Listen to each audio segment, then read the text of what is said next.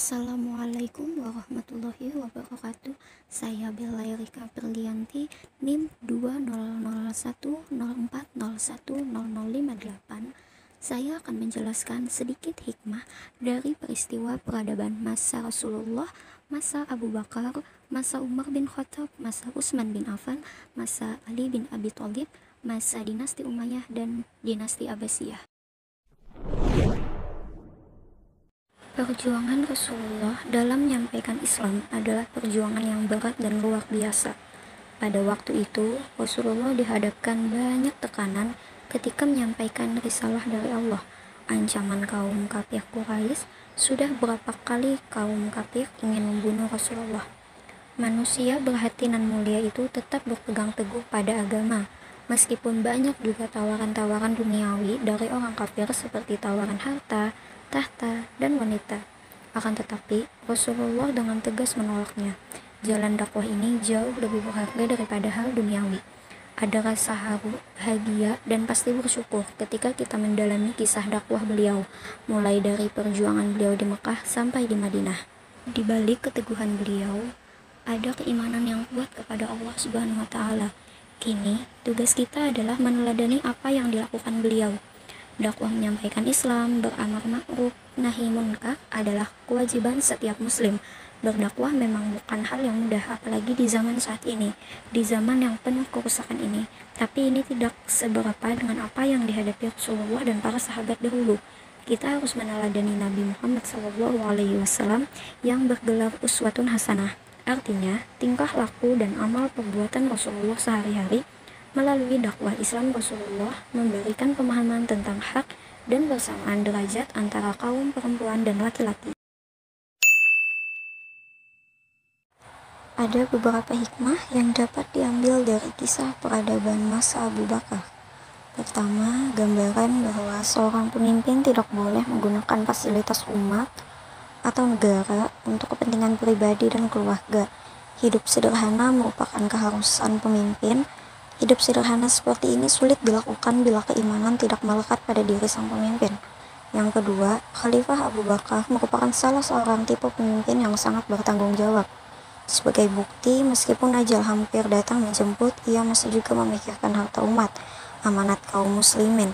Padahal apalah artinya seekor unta, seorang budak, dan selai permadani yang sudah usang dibandingkan dengan kekuasaan besar yang digenggamnya. Pribadi yang jujur seperti gelarnya yaitu as-siddiq, patuh dan setia terhadap tugas yang diemban, bersifat zuhud. Namun itulah bukti nyata bahwa Abu Bakar adalah pemimpin yang selalu mengutamakan amanat dan tanggung jawab tanpa melihat nilai yang terkandung pada barang-barang itu. Khalifah Utsman bin Affan adalah salah satu khulafaur rasyidin yang menggantikan dan penerus kepemimpinan Islam setelah wafatnya Rasulullah SAW. Khalifah Utsman menggantikan Khalifah Umar bin Khattab. Khalifah Utsman bin Affan dipilih di usia 70 tahun. Beliau menjadi khalifah selama 12 tahun. Hikmah yang dapat diambil dari Khalifah Utsman bin Affan selama memerintah adalah corak kepemimpinan Khalifah Utsman bin Affan patut dicontoh dan diterapkan, yaitu sifat keterbukaan dan demokratis. Hikmah yang dapat diambil ini dari bagaimana Khalifah Utsman bin Affan memimpin yang perjuangan para khalifah pendahulunya. Beliau mampu melakukan perluasan wilayah kekuasaan yang patut dikenang. Beliau mampu membentuk Angkatan Laut Arab. Prestasi Khalifah Utsman bin Affan lainnya adalah kodifikasi mushaf Al-Quran dan renovasi Masjid Nabawi. Hikmah yang bisa diambil dari kisah peradaban masa bin Abi Thalib adalah Khalifah Ali bin Abi Thalib sangat mengerti bahwa keadilan adalah sifat yang harus dimiliki oleh seorang pemimpin yang merupakan tanggung jawab. Bersikap tawadu atau rendah hati walaupun memiliki jabatan, pemimpin yang peduli terhadap rakyat, dan senantiasa mengingatkan sesama terhadap kebaikan. Hikmah yang bisa diambil dari kisah Umar bin Khattab adalah 1. Hidup sederhana walaupun beliau seorang kepala negara. Kedua, pemimpin yang adil, terbukti ketika beliau memutuskan permasalahan antara Gubernur Amr bin As dengan seorang kakek Yahudi. Yang ketiga, loyalitas yang tinggi. Umar adalah seseorang yang memiliki rasa cinta yang tinggi terhadap Allah Subhanahu wa taala, Rasulullah Shallallahu alaihi wasallam dan agama Islam. Kecintaan terhadap Rasulullah dan agama Islam beliau buktikan dengan menginfakkan setengah harta beliau untuk dakwah Rasulullah. Yang keempat, tanggung jawab. Umar bin Khattab adalah seorang pemimpin yang bertanggung jawab. Hal ini dibuktikan ketika beliau selalu berpatroli mengontrol rakyatnya sambil memikul keperluan rakyatnya. Yang kelima, Khalifah Umar bin Khattab merupakan salah satu pemimpin yang meletakkan dasar-dasar demokrasi Islam. Beliau benar-benar memperhatikan dan mengutamakan kepentingan rakyat. Dalam pemerintahan beliau memilih pejabat yang benar-benar dapat dipercaya. Khalifah Umar bin Khattab juga selalu membuka diri untuk menerima suara langsung dari rakyatnya. Hikmah yang dapat diambil dari dinasti Bani Umayyah adalah terciptanya persatuan umat Islam, penyebaran agama Islam yang sampai ke Andalusia, Spanyol, menjadi pintu masuk penyebaran Islam ke Eropa, berkembangnya ilmu arsitektur dan ilmu pengetahuan Islam. Kita harus berlaku adil dalam segala hal di kehidupan kita. Kita harus berakhlak mulia dan tidak sombong. Kita tidak boleh rakus dan tamak terhadap kekuasaan.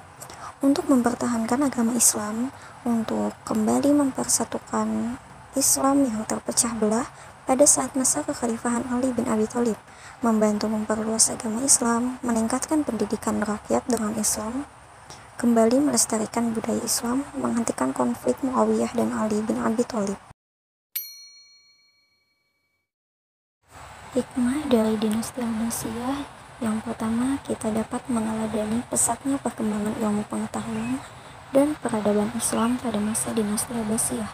Yang kedua, keterlibatan para khalifah yang memberikan motivasi kepada para ilmuwan untuk melakukan kajian ilmiah dalam berbagai bidang ilmu pengetahuan. Yang ketiga, bersungguh-sungguh dalam meraih cita-cita, tantang menyerah walaupun banyak hambatan. Yang keempat, bekerja sama dan saling menolong sesama umat dalam segala usaha. Yang kelima, selalu mengutamakan kepentingan agama.